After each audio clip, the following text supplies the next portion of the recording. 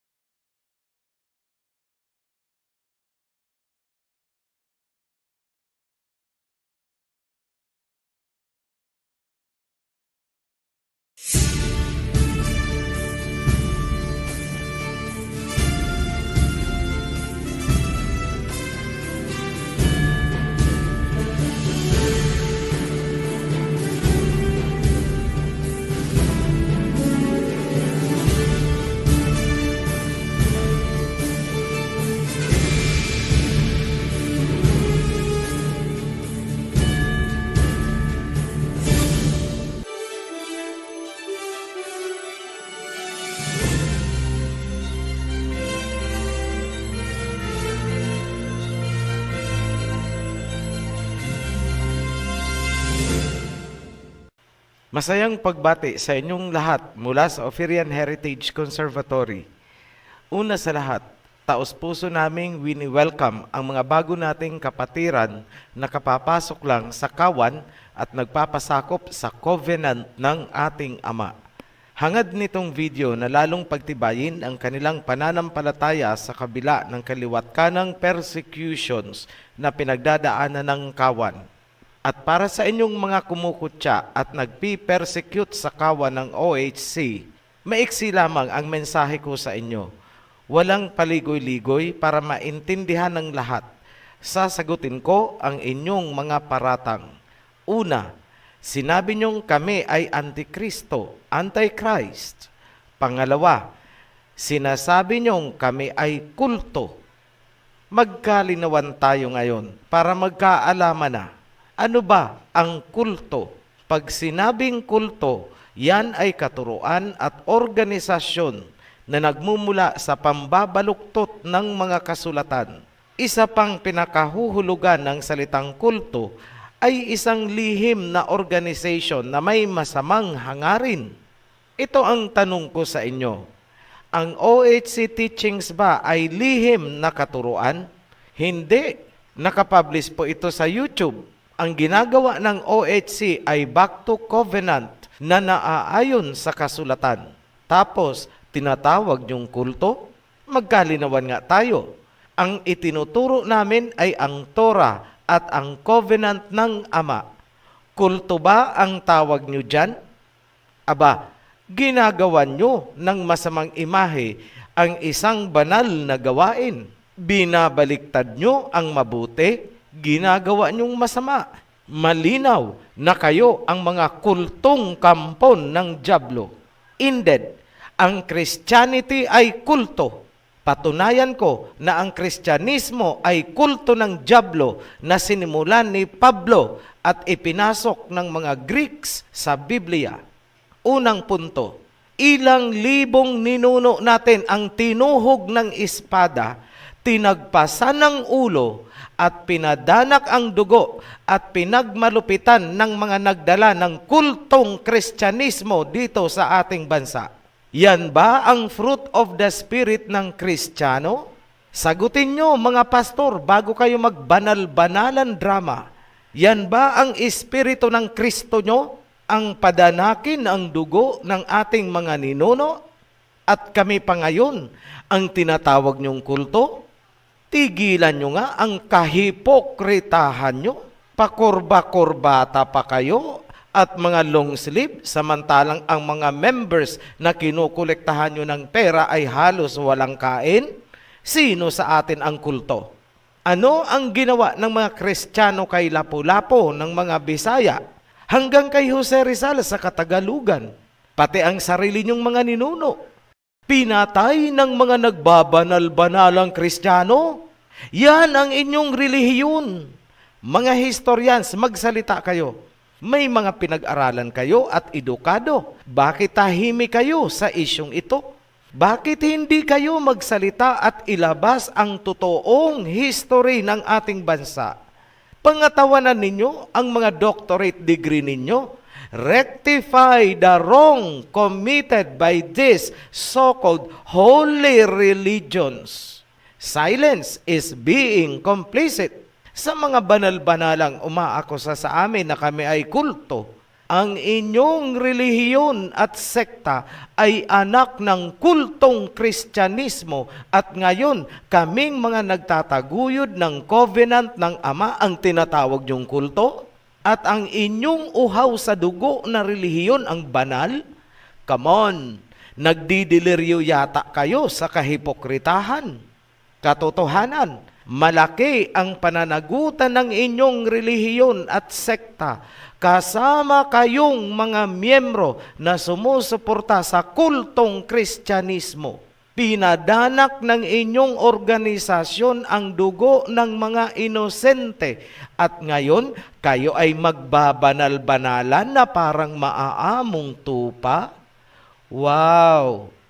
Espiritu ng dyablo ang nagpapagalaw ng inyong organisasyon mula sa simula. Malinaw ang history, malinaw ang kasaysayan, malinaw ang kasulatan.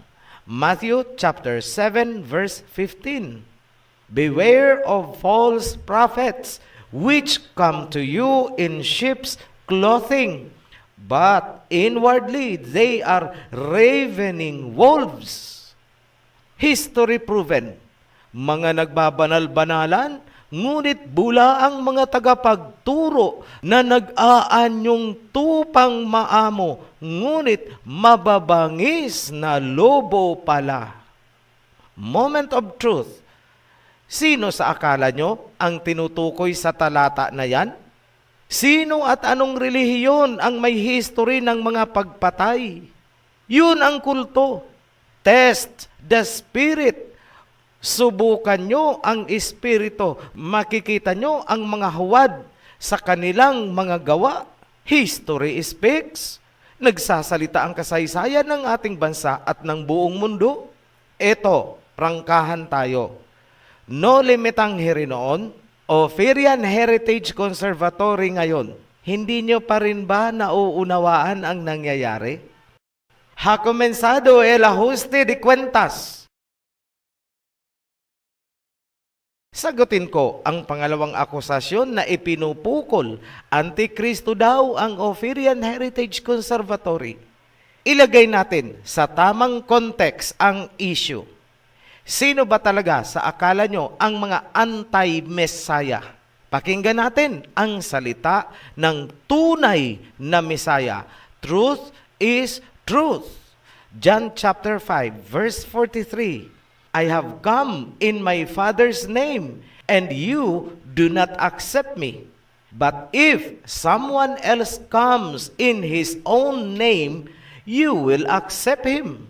Ako ay naparito sa pangalan ng aking Ama, ngunit hindi niyo ako tinanggap. Ngunit kapag may dumating sa sarili niyang pangalan, siya ang inyong tatanggapin. Matanong ko nga kayong mga Kristiyano, nauunawaan nyo ba talaga ang talatang yan? Manalamin nga kayo para malaman yung kayo ang tinutukoy dyan. Tandaan, ang nagsasalita dyan ay ang tunay na Mesaya. Ulitin ko, ang may salita niyan ay ang tunay na Mesaya. Sinabi niya, naparito ako sa pangalan ng aking Ama. Simple lang yan. Noong ang tunay na Mesaya ay naparito, ang ginamit niyang pangalan ay ang pangalan ng kanyang Ama. Sa makatuwid, pangalan ng Ama ang nasa pangalan niya at siya ay nagbigay ng babala at kanyang sinabi na may isang huwad na darating na may ibang pangalan. Ngayon, kung kayo nga'y naghahangad ng katotohanan. Sana nauunawaan nyo kung gaano kahalaga ang pangalan bilang identity ng tunay na Mesaya. Sa pamamagitan ng pangalan, makikita natin, makikilala natin ang tunay versus huwad na Mesaya.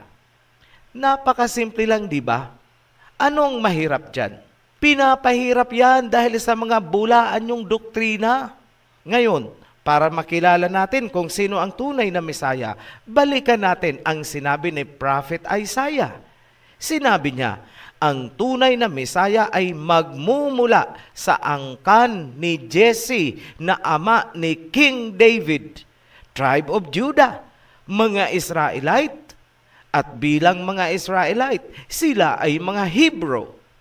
Sila ang mga descendants ng mga inilabas mula sa Egypt sa pangunguna ni Moses. Alam na natin yan. Patunayan ko na sila nga ay mga Hebrew. Exodus chapter 10 verse 3. So Moses and Aaron went to Pharaoh and said to him, "This is what Yahweh, the Elohim of the Hebrews, says, how long will you refuse to humble yourself before me? Let my people go so that they may worship me." Tagalog, pinuntahan ni Moses at Aaron si Paraon at sinabihan ng ganito, ito ang sinabi ni Yahweh ang alahayam ng mga Hebreo. Hanggang kailan ka magmamatigas at tatangging magpakumbaba sa akin? Palayain mo ang aking bayan upang ako ay kanilang sambahin. Marami pong verses sa Biblia ang nagpapatunay na ang mga inilabas mula sa Egypt ay mga Hebrews. Hindi po natin iisa-isahin. Tingnan nyo na lamang. Ibigay ko ang verse. Exodus chapter 2 verse 13.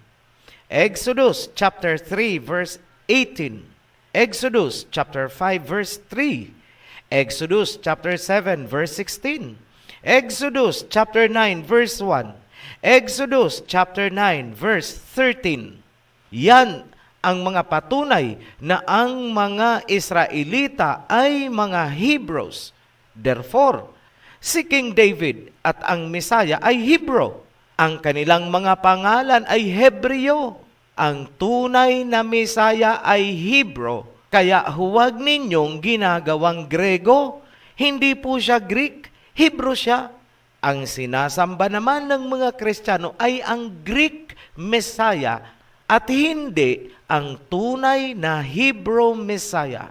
Pinaninindigan ng Ophirian Heritage ang katotohanan yan. Totoo po yung sinasabi namin. At dahil sa paninindigan namin sa katotohanan, ang tunay na Messiah ay isang Hebrew at may Hebreong pangalan.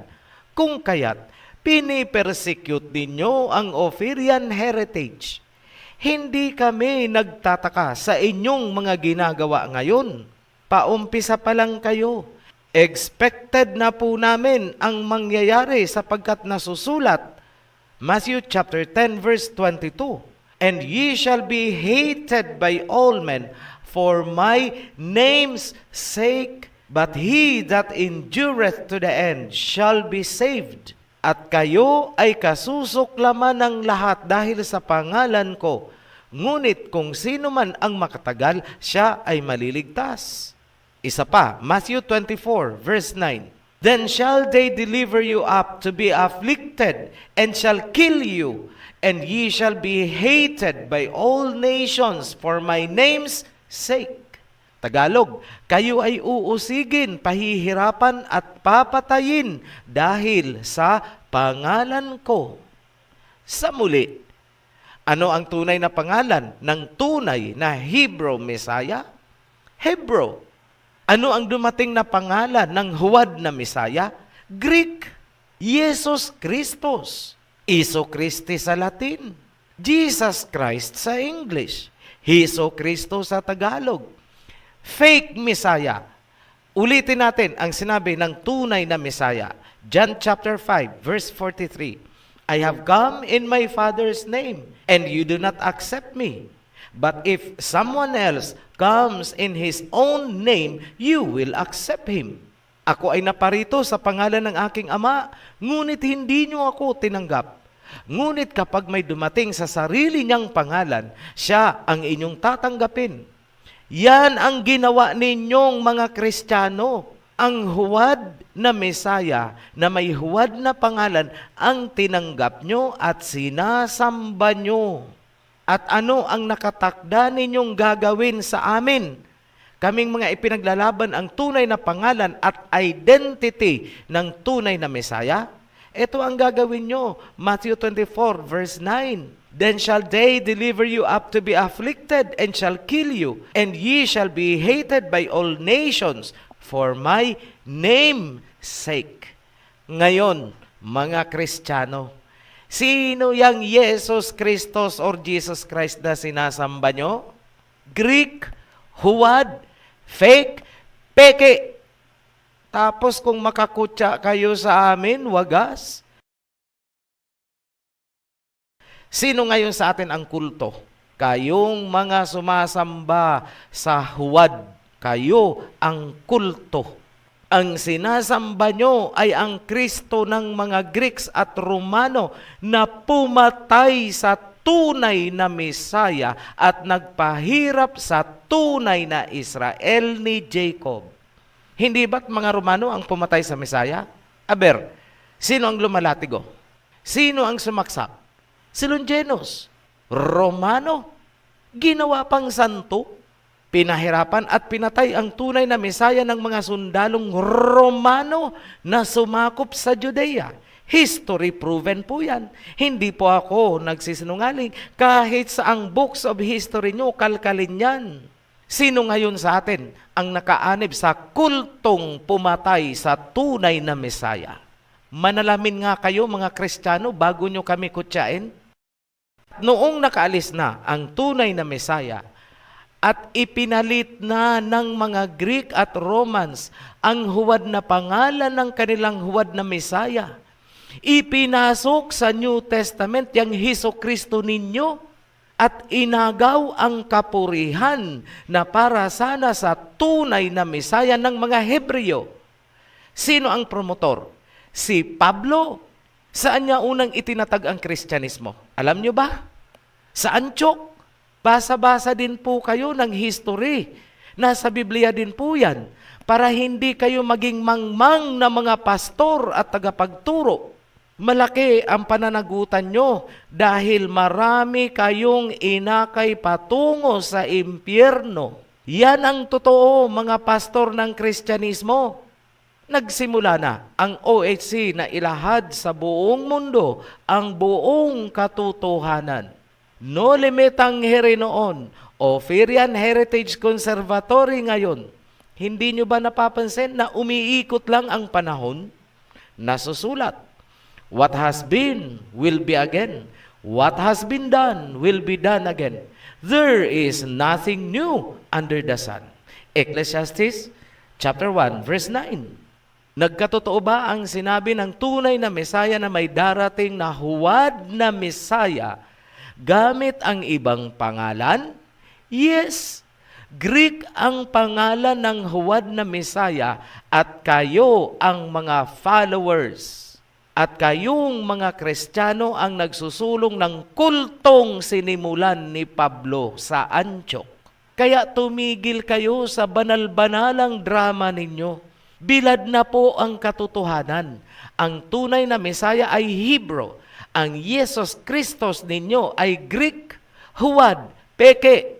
Banal-banalan pa kayo dyan. Ngayon, Antikristo ba kami? Antichrist ba ang OHC? Basahin nyo ang sagot sa screen dahil alam kong i-chop-chop na naman ito ng mga bulaang critics, itong aking video. Basahin nyo ang screen habang pinakikinggan nyo ang narration. At kayong lahat na sumasamba sa huwad na Mesaya ang tinutukoy sa Revelation 13 na tumanggap ng Mark of the Beast. Hindi nyo ba alam na matagal nang nakapagkit sa inyong mga utak ang marka ng hayop? At nakakabit sa inyong mga gawa, right hand, Matagal nang sinimulan ang pagpersecute sa mga tumangging magpasakop sa beast system at sa mga tumangging tumanggap sa mark of the beast. Hindi nyo ba alam? Yes, hindi nyo alam. Sapagkat ginawan nyo ng pantasyang doktrina ang Biblia. Kaya hindi nyo namalayan na ang mark of the beast ay sinimula na on the international level kung saan ang mga bansang hindi naninikluhod sa beast government ay pinapatawan ng economic sanctions. Cannot buy nor sell. Alam nyo ba ang tinatawag na economic sanctions na ipinataw upang gipitin ang Iran at China? Yan ang paunang fulfillment ng Revelation 13.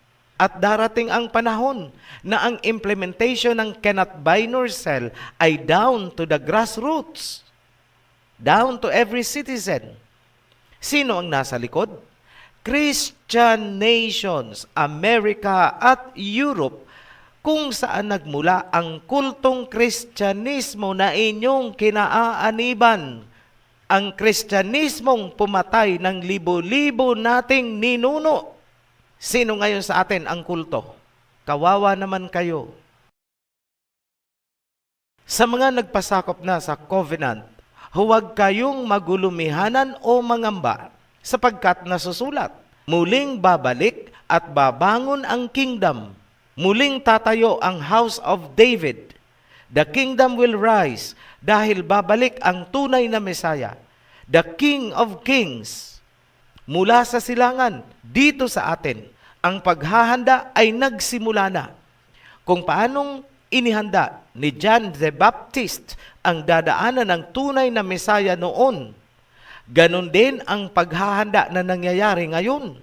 Malakay chapter 3 verse 1, I will send my messenger who will prepare the way before me. Then suddenly, Yahweh you are seeking will come to his temple. The messenger of the covenant whom you desire will come, says Yahweh Almighty.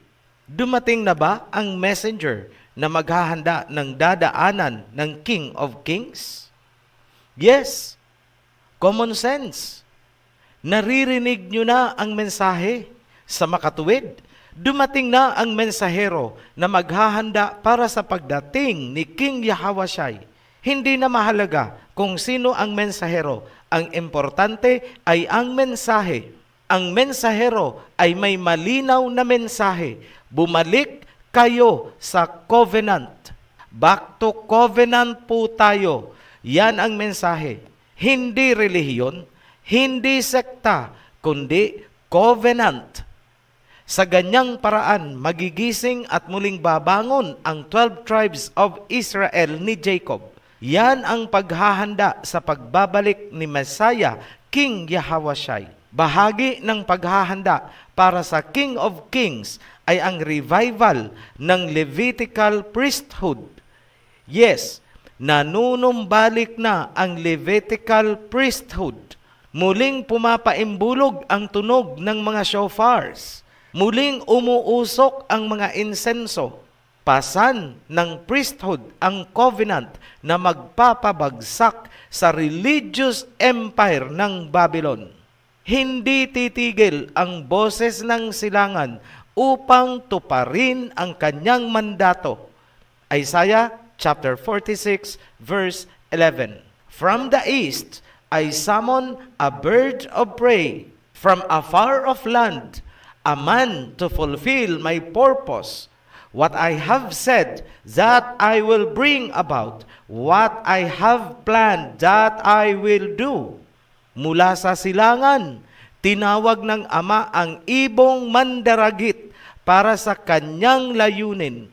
Ang ibong mandaragit na sinasabi ni Prophet Isaiah ay siya ring tinutukoy na anghel na sisibol sa silangan sa Revelation chapter 7. Huwag po kayong magpapaloko. Ang ibong mandaragit na inilarawan ding anghel ng silangan ay may katangi-tanging katangian. Dala niya ang tunay na pangalan ng Ama at ng tunay na Mesaya. Dala niya ang covenant. Sa makatuwid, Kung ang alam ninyong nag-aangkin na siya ang anghel ng silangan, o dili kaya siya ang ibong mandaragit, ngunit wala sa kanya ang pangalan ng Ama at ng Mesaya, at wala sa kanya ang covenant, maliwanag na huwad ang nagpapakilalang anghel na yan. Peke. Para sa mga tumutuligsa sa amin, at sa lahat ng mga bulaang pastor at mga tagapagturo ng mga bulaang sekta, ang panahon na ibinigay para sa inyo ay kakaunti na lamang ang natitira. Pakinggan nyo itong sasabihin ko. Save your souls. Muli kaming nagpapasalamat sa mga patuloy na sumusuporta sa Oferian Heritage Channel. Sa mga magpapabautismo, makipag-ugnayan lang po sa Joshua Committee. Click nyo lang ang link na nasa ibaba po nitong video upang makapasok sa Joshua Group. Sila ang tutulong sa inyo upang makasama kayo sa aming kawan. Para sa mga bago pa lang mabautismuhan, patuloy nyong aralin ang mga video natin upang lumalim ang inyong kaalaman at maging matatag ang inyong pananampalataya. Para sa mga new subscribers, huwag na huwag ninyong kalilimutan na panoorin ang The Guide. Ang link ay nasa ibaba din nitong video. Hanggang sa muli, mga Oferians, stand for truth. Be blessed. Shalom. Maraming salamat po sa inyong pakikinig at panonood ng video ito. At kung kayo po ay may natutunan, paki-like and share na rin po. At nasa baba po ang ating link para po sa inyong mga komento. Salamat po.